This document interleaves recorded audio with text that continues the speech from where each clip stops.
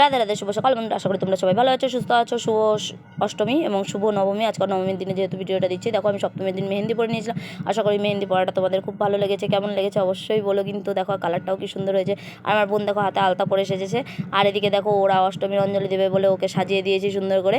মা সাজেনি, মা এমনি শাড়ি পরে গেছে। দেখো ওকে শাড়ি পরিয়ে দিয়েছি। কেমন লাগছে বলো। আট পরে করে পরাতে চেয়েছিলাম কিন্তু ভুলে গেছি, তাই কুচি করেই পরিয়ে দিয়েছি। তো কেমন লাগছে ওকে বলো। আর দেখো সাথে মাম্মামকেও সাজিয়ে দিয়েছি। মাম্মাম যদিও খেয়েছে, তো ও বাচ্চা মানুষ, অঞ্জলি দিলেও অসুবিধা নেই আর না দিলেও অসুবিধা নেই। তারপর দেখো বাবুকেও সাজিয়ে দিয়েছে। ও দেখো বাবু খাবার খেয়ে ওখানেই বাড়িটা রেখেছে।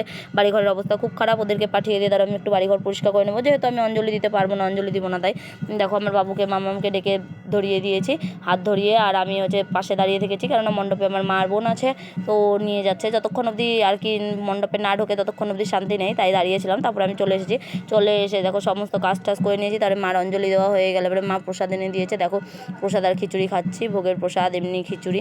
তারপর দেখো আমি সারাদিন আর জানি, সারাদিন বাড়িতে ঘুমিয়েছি। তারপরে দেখো সন্ধ্যাবেলায় আমি আর কি চলে গিয়েছিলাম পুজো প্যান্ডেলে। তো সেভাবে রেডি হয়নি, আমি তো নাইটি পরেই গিয়েছি, কেননা আজকে নাকি কালী পুজো হবে। কেননা অষ্টমীর দিন এখানে কালী পুজো করে প্যান্ডেলে, দুর্গা মায়ের সামনেই, তাই কালী পুজো করছিল। তাই আর কি আমি নাইটি পরে গিয়েছি। আর ছেলে মেয়েকে কোনো রকম একটু সাজিয়েছি, আর সবাই নর্মাল কাপড় চোপড়ই পরেছিল।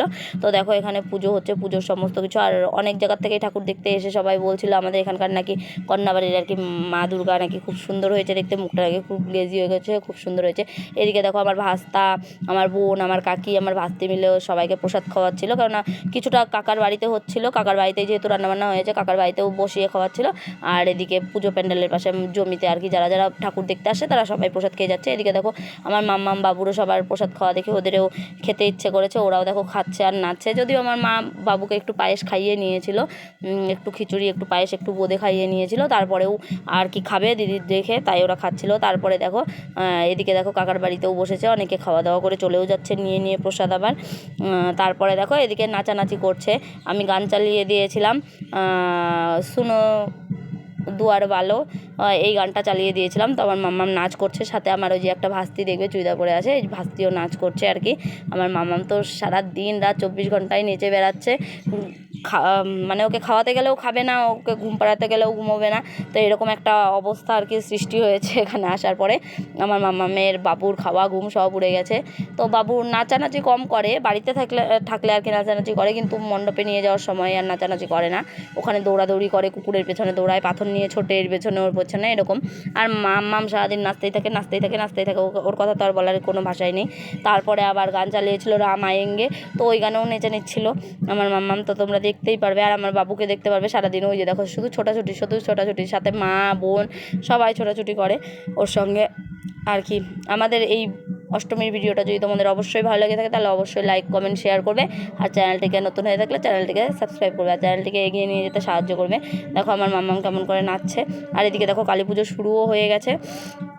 তো কালী পুজোতে আমার বাবুকে দিয়ে কাশি বাজাতে দিয়েছে, তো কেউ শিখিয়ে দেয়নি। তো দেখো ওর কাশি বাজানোর আওয়াজটা শোনো, আশা করি তোমাদের ভালো লাগবে।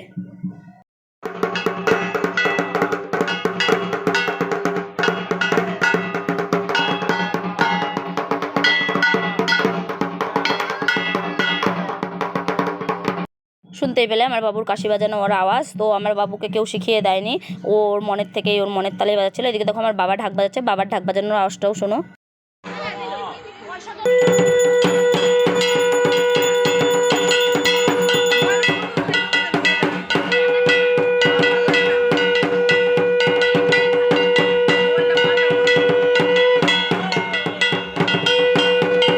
তারপর দেখো পুজো প্যান্ডেলের পাশে আমার বাবু পাথরের উপরে বসে আছে, ওর মামা ধরতে গেছে, ওর মামাকে মেরেছে। তো চলো আজ বন্ধুরা, আজ এই পর্যন্ত, টাটা, রাধে রাধে। দেখা হবে পরের কোনো নবমীর ভিডিও নিয়ে। তো চলো, ততক্ষণ পাশে থাকো, সুস্থ থাকো।